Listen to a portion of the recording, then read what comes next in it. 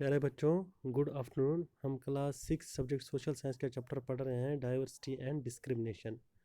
तो आज के टॉपिक जो हम शुरू करेंगे वो है स्ट्राइविंग फॉर इक्वलिटी। अगर आप स्ट्राइविंग का मतलब देखोगे बच्चों, अगर इसमें हम हिंदी में मतलब देखेंगे तो इसका मतलब होता है प्रयास करना या कोशिश करना, किसी काम के लिए जो कोशिश करते हैं। या अगर उर्दू में देखेंगे तो जद्दोजहद करना, या किसी काम के लिए जो हम कोशिश करते हैं उसको क्या बोलते हैं बच्चों? Striving. Striving for equality. Equality होता है कि बराबर बराबर दो, मतलब जैसे हर एक इंसान को या किसी भी इंसान को बराबर नज़रों से देखना, उसको क्या बोलते हैं बच्चों? इक्वलिटी।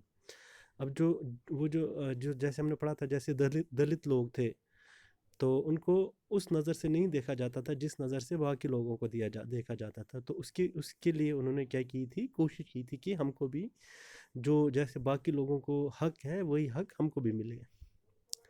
तो क्या है? The struggle for freedom from British rule also included within it the struggle of large groups of people who not only fought against the British but also fought to be treated more equally. बोलता है कि जो अंग्रेज़ों से जो लड़ाई चल रही थी अपने आप को आज़ाद करने के लिए, वो इसी जो ये जो लोग वो इसी काम में शामिल थे, या इसी काम में भी वो इसी काम का एक हिस्सा था, जो कि जो एक ग्रुप था लोगों का, वो क्या कर रहे थे? जो लड़ रहे थे कि उनको बराबर हक दिया जाए या उनको बराबर नज़र से देखा जाए। Dalits, women, tribals and peasants fought against the inequalities they experienced in their lives.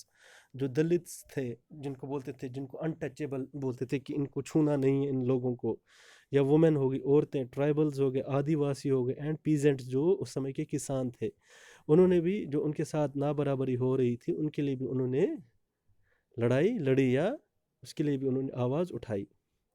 As pointed out earlier, many Dalits organized themselves to gain entry into temples.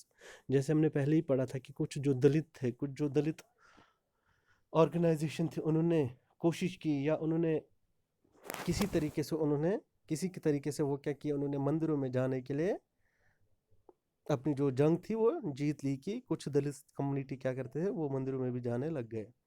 Women demanded that they should have as much right education as man did. बोलते जो औरतें हैं उन्होंने अभी ये अपनी बात रखी कि जिस तरीके से आदमियों को उस समय पढ़ने का हक था, उसी तरीके से औरतों का भी हक मिले। Peasants tribals fought to release themselves from the grasp of the money lender and the high interest they were charged. जो किसान थे या जो आदिवासी थे, वो क्या चाहते थे कि जिन मनी लेंडर जिनसे वो पैसा उधार लेते थे, उनके चंगुल से छूट पाए, जो उनको पैसा उधार देने के बाद उस पर बहुत ही मोटी रकम लेता था सूद के रूप में, उनसे वो क्या कहते थे कि उनके चंगुल से उनको आज़ादी मिले। When India became a nation in 1947, our leaders too were concerned about the different kinds of inequalities that existed. जब हमारा मुल्क आज़ाद हुआ 1947 में, जो हमारे लीडर्स थे, हुक्मरान थे, जो हमारे लीडर्स थे, उनको भी इसके बारे में पता था कि हमारे जो समाज है या हमारा देश है उसमें किस तरीके से ना बराबरी, लोगों के बीच इनइक्वलिटीज हो रही है। Those who wrote the Constitution of India, a document that laid out the rules by which the nation would function, were aware of the ways in which discrimination has been practiced in our society. वो लोग जिन्होंने हमारा संविधान लिखा था, हमारा constitution लिखा था, कॉन्स्टिट्यूशन पे क्या लिखा होता है? कॉन्स्टिट्यूशन क्या होता है? जिस हिसाब से हमारा मुल्क काम करेगा उसको क्या बोलते हैं बच्चों? कॉन्स्टिट्यूशन। अगर हिंदी में बोला जाए तो संविधान बोलते हैं जिसे। जिन लोगों ने वो संविधान लिखा था, जिन लीडर्स ने, उनको भी पता था कि हमारा जो देश, हमारा जो मुल्क है या हमारा जो सोसाइटी है उसमें किस तरीके से लोगों के साथ भेदभाव किया जा रहा है, and how people had struggled against this. और लोगों को इससे कितनी मुश्किलात का सामना करना पड़ता है। Many leaders of these struggles, such as Dr. Ambedkar, has also fought for the rights of the Dalits. बहुत सारे जो लीडर्स थे, बहुत सारे जो लीडर्स थे जो इसमें शामिल थे, इन जो जिनको इन मुश्किलात का सामना करना पड़ता था, उनमें से जैसे कि डॉक्टर भीमराव अंबेडकर, जिसके बारे में हमने ऊपर पढ़ा बच्चों, वो उन्होंने भी दलित्स के हक के लिए, जो ये दलित्स लोग थे उनके हक के लिए उन्होंने भी लड़ा। So these leaders set out a vision and goals in the constitution to ensure that all the people of India were considered equal. इसीलिए इन जो ये लीडर्स उन्होंने एक गोल बनाया, या एक मान लीजिए रूल बना दिए इस कॉन्स्टिट्यूशन में, संविधान में, कि और ये इंश्योर किया कि जो जितने भी लोग हिंदुस्तान के जितने भी लोग हैं उनको बराबर नज़र से देखा जाए।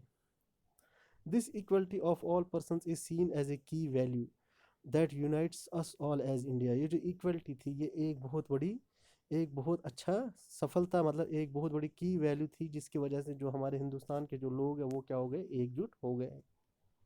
Everyone has equal rights and opportunity. हर किसी को अब बराबर हक थे और बराबर उनके पास मौके थे।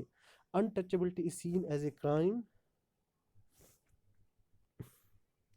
And has been legally abolished by law. जो अब अनटचेबिलिटी थी कि जैसे लोग बोलते थे पहले कि इस जाति के, इस कास्ट के लोगों को छूना नहीं है, या इस कास्ट के लोगों के साथ बात नहीं करनी, या इनके साथ खाना पीना नहीं है।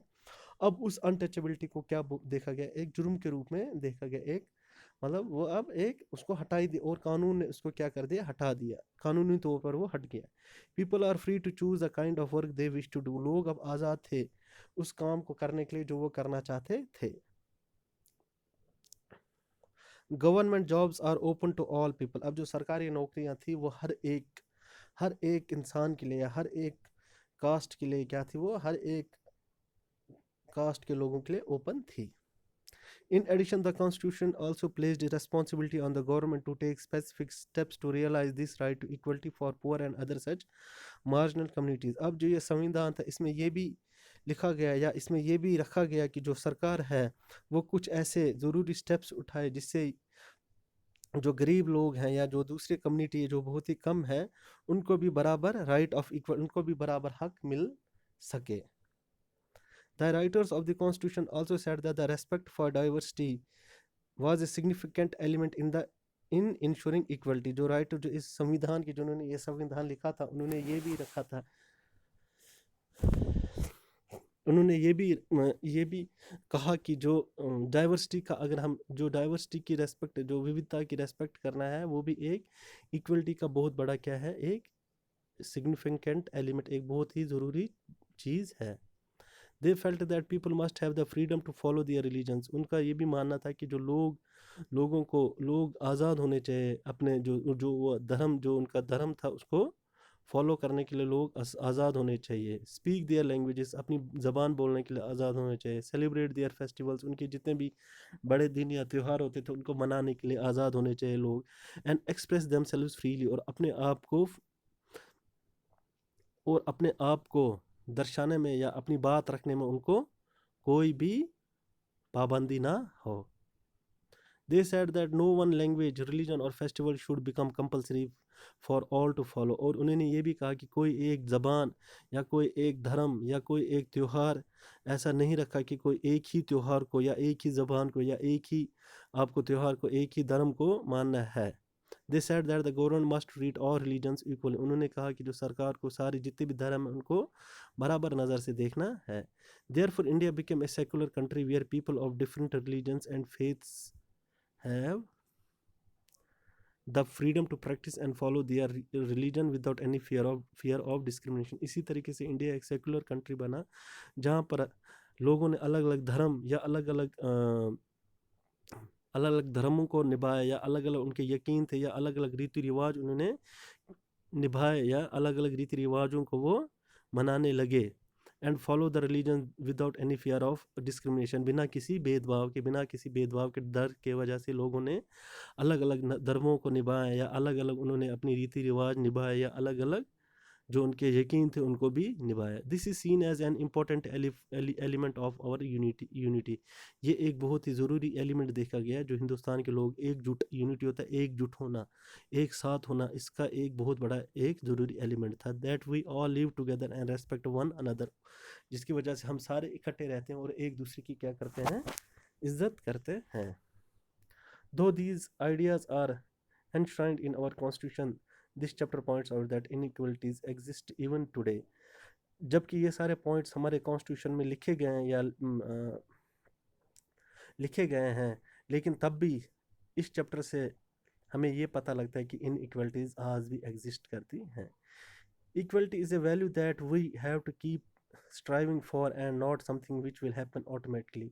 इक्वलिटी वो चीज़ है जिसके लिए हमें लगातार क्या करना पड़ेगा, जद्दोजहद करनी पड़ेगी, और ये ऐसी चीज़ है जो खुद ब खुद नहीं आएगी।